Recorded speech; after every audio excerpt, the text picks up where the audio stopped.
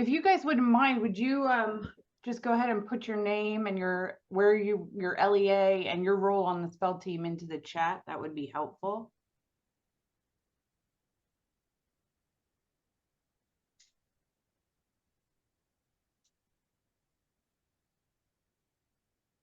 Oh, hi, Lisa. Lisa's here. Oh, Or hi, Lisa. it clicked or it came through. Good.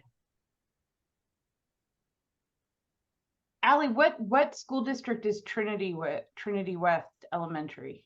It's the Trinity Area School District in Washington County. Oh, West. Yeah, Okay. that's the building I work at. Awesome. Nice to have you. Thank you so much.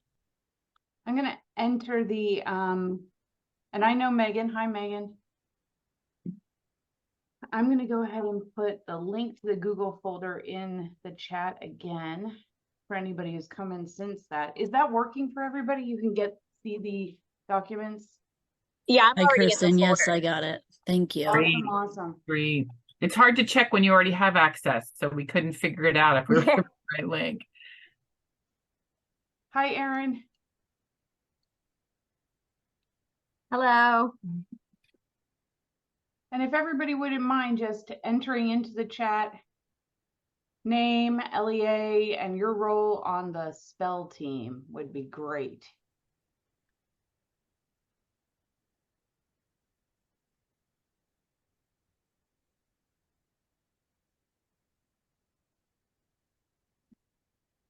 Oh, hi, Shelby.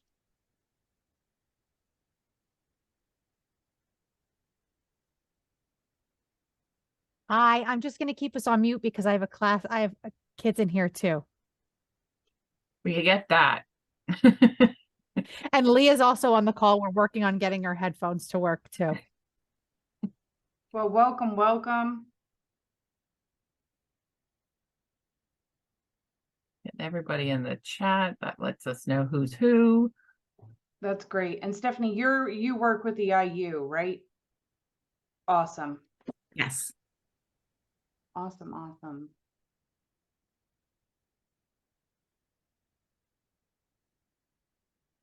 Leah, GNA? It's an acronym I don't know. Greater Nanticoke area. Am I guessing correct? Yes, she's with Shelby. Ah, very good.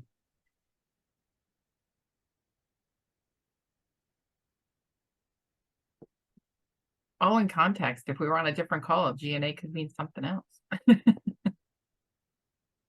Another awesome. Thank you, Leah.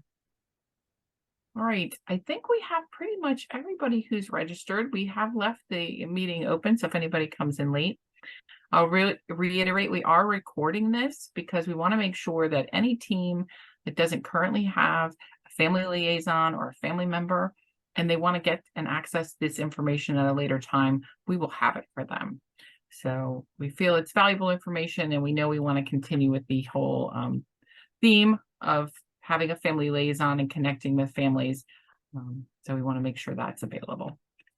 So what we're going to do now is we're going to start into why a family liaison.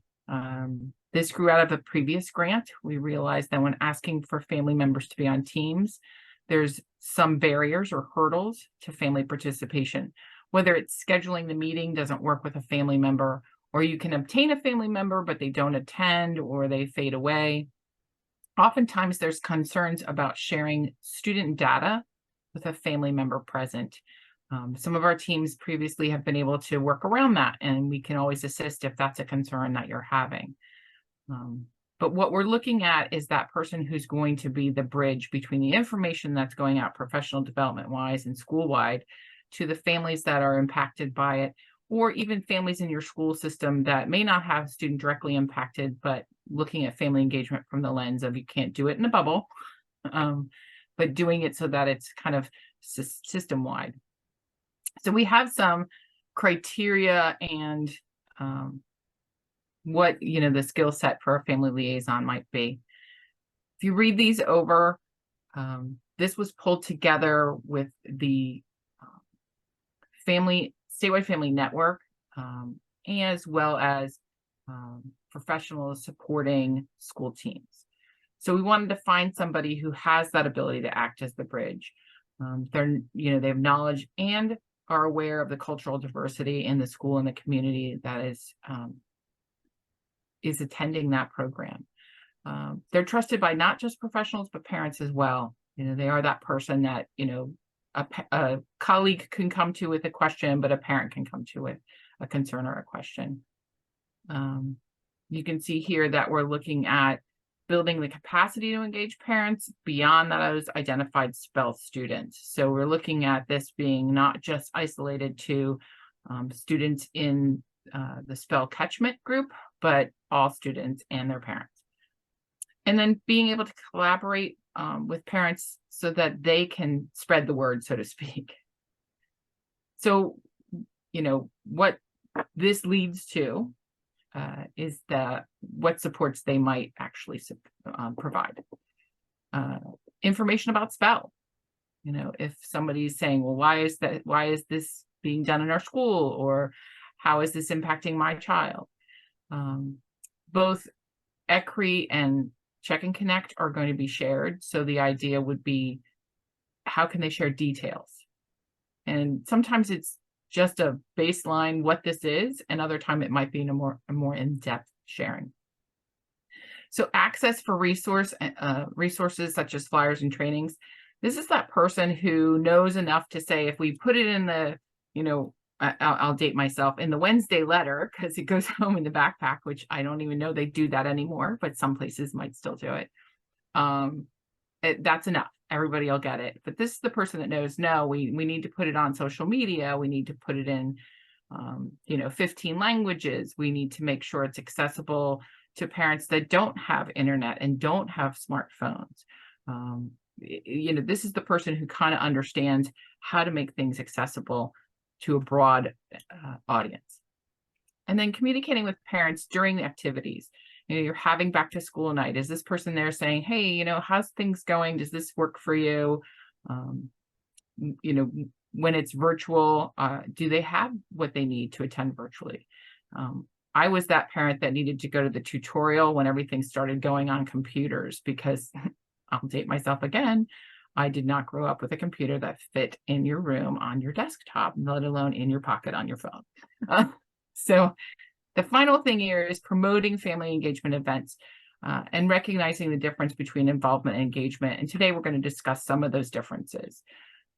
This person might be coming to admin saying, hey, I'm hearing from parents they need X. How can we pull something together to provide that? Whether it's a tutorial on how to use the new math software, or how to access the, grading system that's online and they're having difficulty navigating it. So these are the kind of things that we're trying to give an overview of, and why family engagement matters as it pertains to SPEL, but as it pertains to just general family engagement. So we're going to do introductions. We're going to have we already did the liaison overview. We're going to look at engagement versus participation or involvement. We're going to have a discussion. I'm not sure everybody did their homework and was able to read Max's story, but we're going to have a little discussion around barriers and strategies. Depending on our size, we may have a couple breakout rooms. And then we'll do wrap up and have the survey at the end that everybody needs to complete. So we're going to jump in now to identify. Oh, here. We have too many slides, Kirsten. I was zealous. Thank you. Thank you. So this is a tagline from the Family Engagement Initiative at Patton. Family engagement promotes equitable partnerships among schools, families, and communities to actively advance student achievement through shared commitment, decision-making, and responsibility. I'm going to take a pause here, and you can either, raise your hand with the hands, or you can put a thumbs up in the chat. Do you know, if you think about your school, your IU, your district, if you have family engagement or something that speaks to it in your mission statement?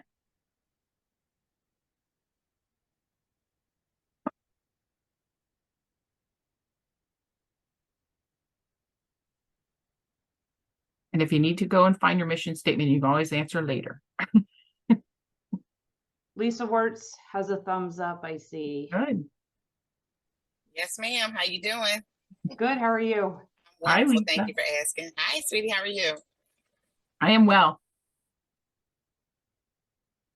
I know I don't have to look, Jackie, because you just shared Good. where I work. Where you work has one. Yeah, I see that. I think it's, oh, I've forgotten. it's Leah. Leah. The T didn't, the T didn't help because it's Leah. And Shelby, yep. Good. Well, Excellent, this is excellent. awesome. So hopefully we're singing to the choir. I'm going to give you a little more, information on it. As we move forward, please feel free to raise your hand and interrupt and share if anything pertains to, something you've tried and it's worked, or it's always helpful to know something you've tried that hasn't and how you've moved past that. So in the next slide, I'm going to sneeze. That's what the problem is. Here's some core beliefs around family engagement. All families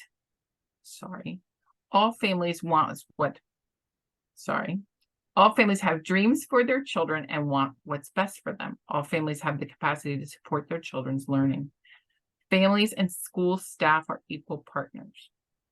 And then the big piece of this is their responsibility for cultivating and sustaining partnerships among school, home, and community rests primarily in school staff and especially school leaders.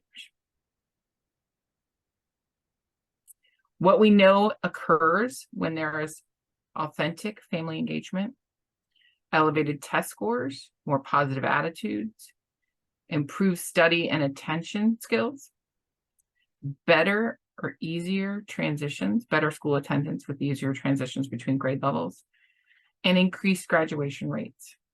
When I look at these and I hear a school struggling with their dropout rate, attendance issues, students misbehaving or behavior issues, my fallback is if you start with family engagement as your plate, all the elements on the plate can get benefited from that.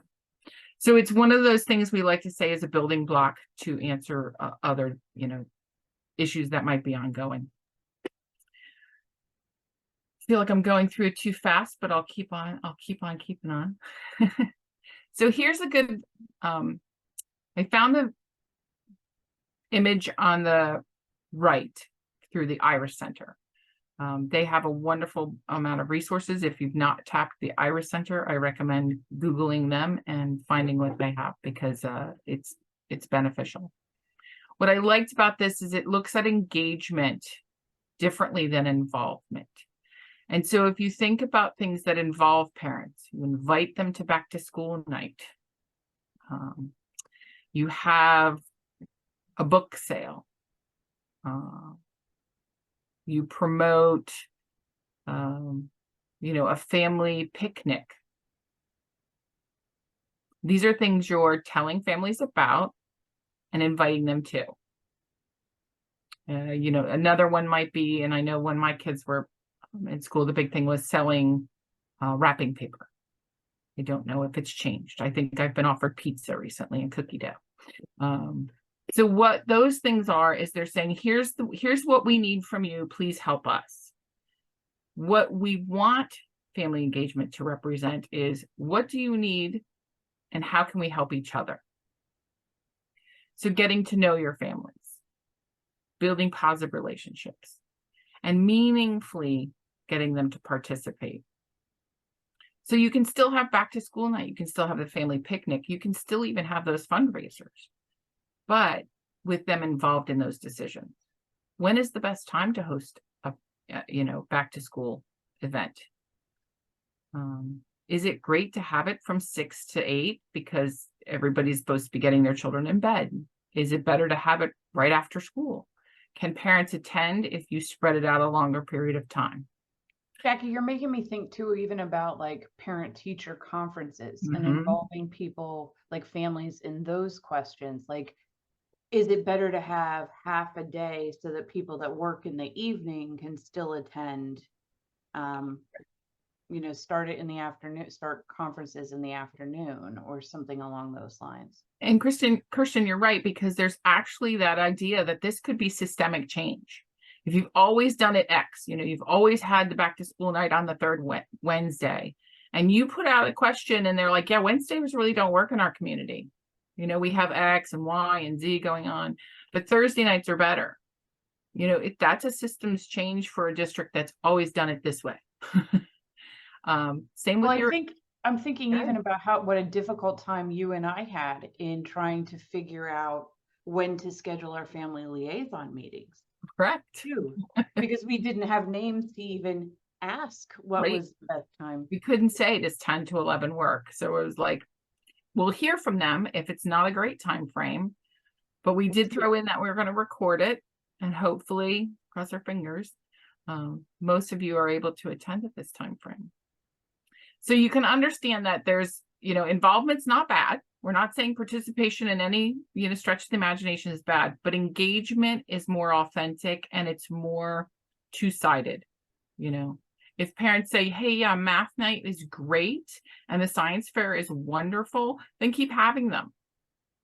One of my colleagues said the best thing to do is if you do anything, ask for feedback, because you could think this was the best reading Olympic event we've ever had. And if you ask the people running it and they say, oh my gosh, we were so understaffed, there were no snacks for the kids, that like the kind of thing that you're like, oh, wait a minute. We thought it was really good. The feedback is we need to step it up. We need to get more engagement. We need to get more feedback to fix what's not working. So we like to say that involvement versus engagement, neither one is bad, but engagement is what we're striving for. So here's where we're gonna decide. I think we have probably just enough for 2 rooms. If we did, 2 rooms of, 4 and 5, Kirsten and I go in a room 5 and 6.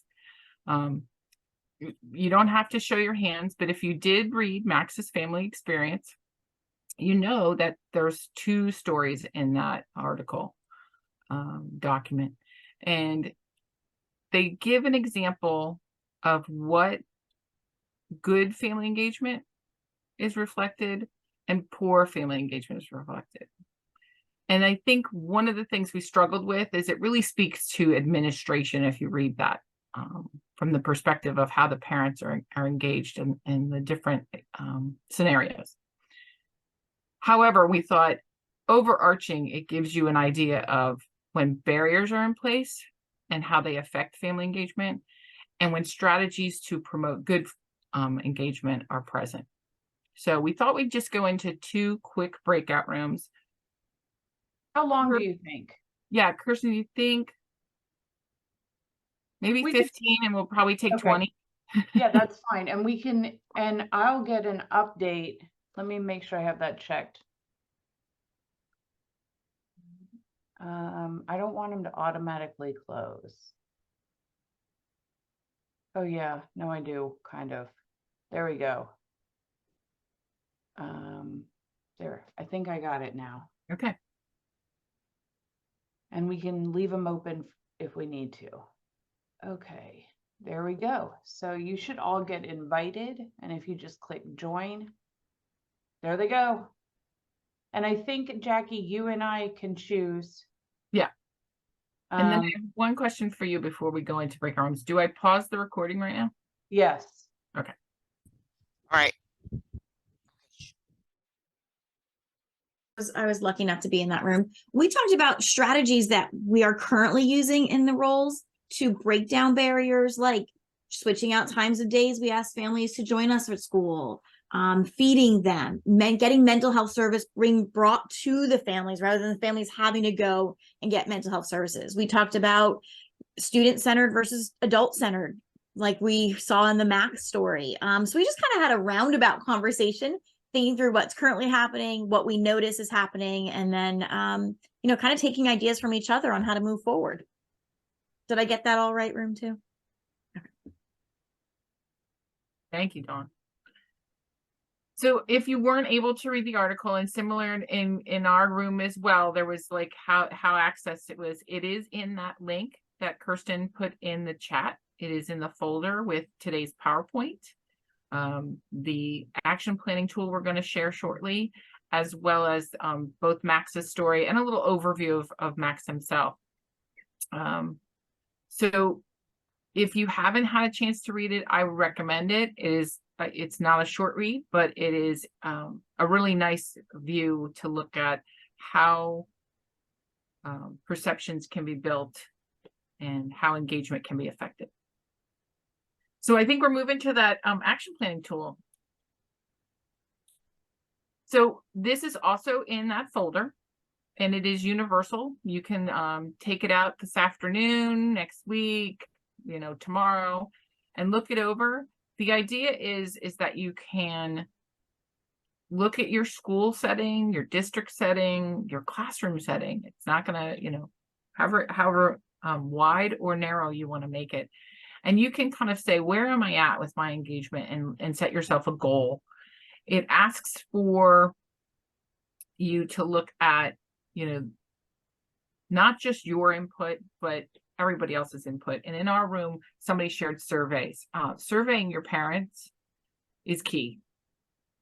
You can offer, the best event and people can show up, but if you don't know that's what they needed, then you're kind of missing the mark.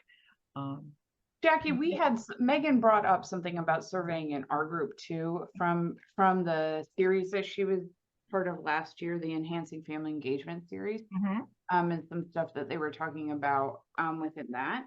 And I have a question as to what kind of a response rate, like what percentage of a response rate is considered good? Because I know I was shocked. I was shocked when I learned like what percentage of eligible people vote in elections, but I'm wondering like what percentage is good for. Yeah, so the interesting part, Kirsten, and this goes back to the work we've done with the Indicator 8 survey that goes out randomly every 6 years, the cycle happens. It was getting, I think when we first started looking at the data, somewhere in the low 30s. It's edged its way up to the mid 40s, but I think it's taken a hit and might be going the other direction. And we always said, wait, if your graduation rate is supposed to be 100% and your dropout rate is supposed to be none, right? Why are you good with 40% of parents replying or 37% of parents replying? And that's just the standard. Like if you mail out X amount, who opens it, who knows what they're supposed to do with it, who realizes what it is, and who replies to it, like the number starts to go down.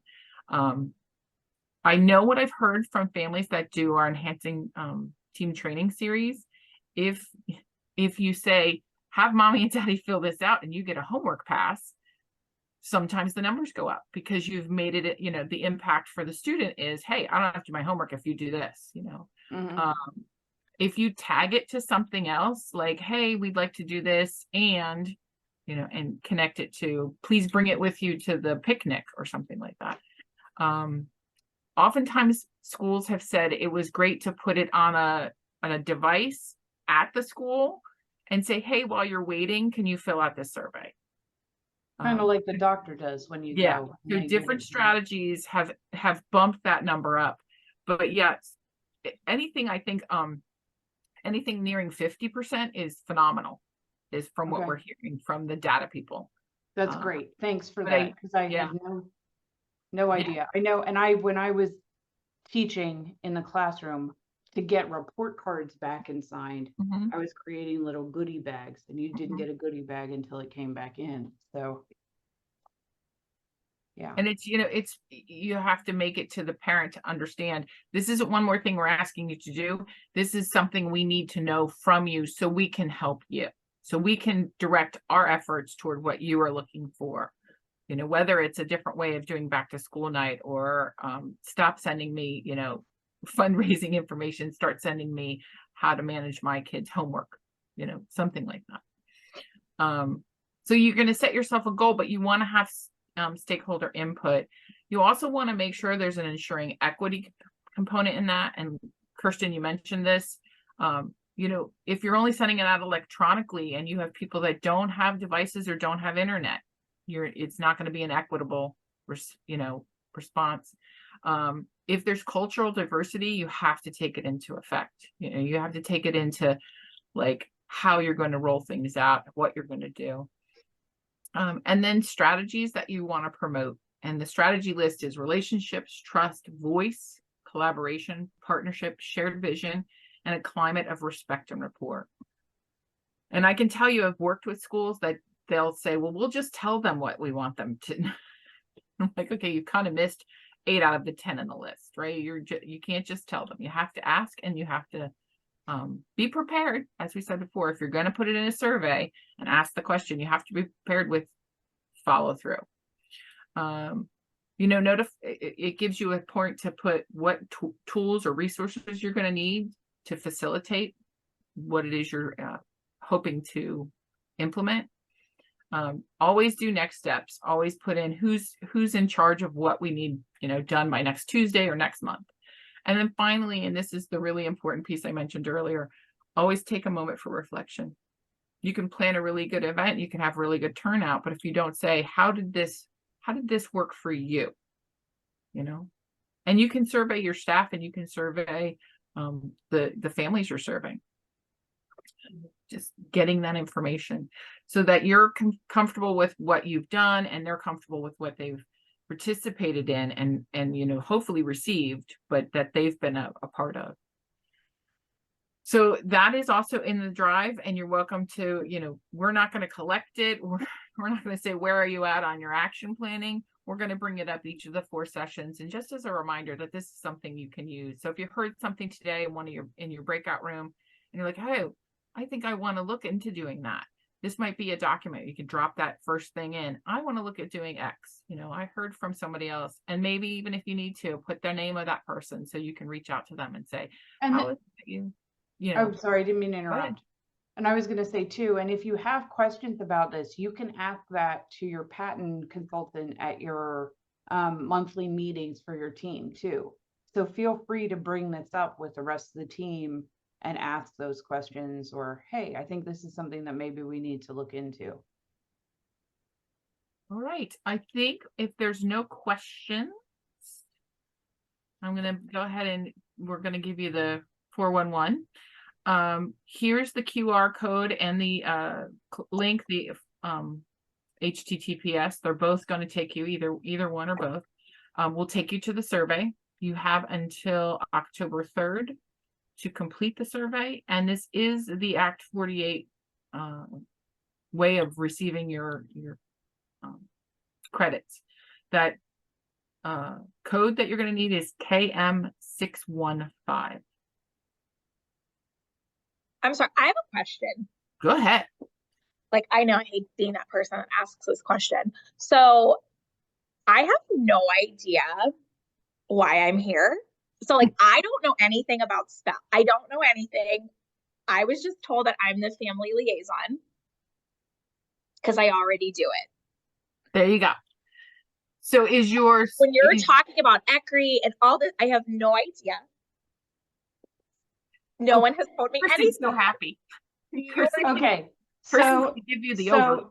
Allie, sometimes this happens that a team comes on to the grant and they're like, oh my gosh, we need to designate somebody for all of these different roles for the team. So this is one, is it 3? Are we doing 4, Jackie, or 3? 4 total. 4 total. Okay, I thought so, 4. My brain is fried right now. I'm like, I'm sorry to ask this question. No, your question is fine. But I'm in charge of parent and family engagement for our district anyways. Okay. So here you go. So this goes with what you do in other reasons too. So there's one role that's a part of the SPEL grant that is a family liaison, because we know that we need to get family engagement or bolster family engagement in order to support schools that are coming onto the grant. So what the SPEL grant asks is that role has somebody working as a family liaison, which Jackie kind of explained what that means, and is what you do in other areas too. You'll attend the monthly SPEL meetings with the rest of your school team, and share resources, et cetera, with families and work on engagement of families as it relates to the work that the grant has. So ECRI is a reading intervention, or not? For It's my, a right, course. I knew that. Okay. I didn't know I knew it was about a reading intervention, but I didn't know like how it all fit. And it's an intervention that goes in the core for tier 1. So for Right, all okay. students. And then additionally, we have another SPEL practice, Check and Connect, which Mhm. is a behavioral support where students would kind of have a mentor and have, you know, a go-between. Any Okay. students who kind of are showing up within the MTSS framework as Okay. needing those supports. So Okay. there's the two pieces, but we're starting this year, our teams are starting with just implementing in kindergarten. Right. Right. So it's nice and slow rollout to allow it to really take hold and root within schools and support. Right. Yeah, those areas that need supporting for teams. Did I get that, everybody else? You know, you got it. You nailed it. I Okay. would say the only piece that I will add is that the family liaison role grew out of this issue when we've asked teams, you know, you have to have an admin, you have to have and there's the designated team members that need to be present. One of which was a parent. We wanted the parent on the team so they could be that bridge to other parents and say, oh, this is why they're doing this. And did you know that you can, you know, go online and get this, or you can connect with that. Or if a parent says, why is your, you know, child receiving XYZ? Well, this is why, and this is helping, you know, that doesn't always happen because you, like I said, you either get parents that can't make the meeting. There's too much student specific data at the meeting that they can't figure out how to like invite them in for 5 minutes and then say, okay, thanks for coming and you can leave. So we created this liaison position. So if your team does have a family member, that would be like your first big connection would be to say, hey, I can attend the meetings if you can attend them for a half an hour, or do we want to bring you in virtually for the first 20 minutes? Like whatever works for that parent to be part of that conversation. But then as you're already doing, as your role already dictates, making those connections, you know, Right. The other part of what I do, part of the grant work, is I support the statewide family network, which is Families to the Max. And we have trainings that we can come out and participate at school levels with. We can give them to parents, we can give them to professionals, or we can give them to joint kind of like parent professional trainings around presuming confidence or having high expectations. One of the big ones I like when you're doing it together with both parents and professionals is collaborating on two school teams effectively. Because it talks about, you know, taking your emotions out of the equation, hearing what somebody's saying with that active listening skill, and then coming to like, you know, not a complete agreement, but at least coming to a place where you're both linking, like Kirsten said, this is what we're doing for a child. It's not, you know, me and it's not you, it's how we are going to support a child. So those are the, you know, those are the reasons that we've instituted a family liaison at each of the places implementing. Okay. And you have access to this PowerPoint in the drive. Mm-hmm. Bye, Stephanie. See you soon. The other thing that I wanted to make sure that you all had too is that you all have Jackie's and my contact information. So if you have questions following today, please feel free to reach out. We're happy to help however we can. Be safe. Thanks, Allie. Any last questions from everyone or anyone? Okay, well, thank you. I know Jackie says the same. Thank you all for all your time and energy and attention, and Megan for coming to this, even though you're cohort 2, which is good too. Welcome. And we'll see you next time, if not before. Yep. All right. Have a good day, everybody. Bye-bye.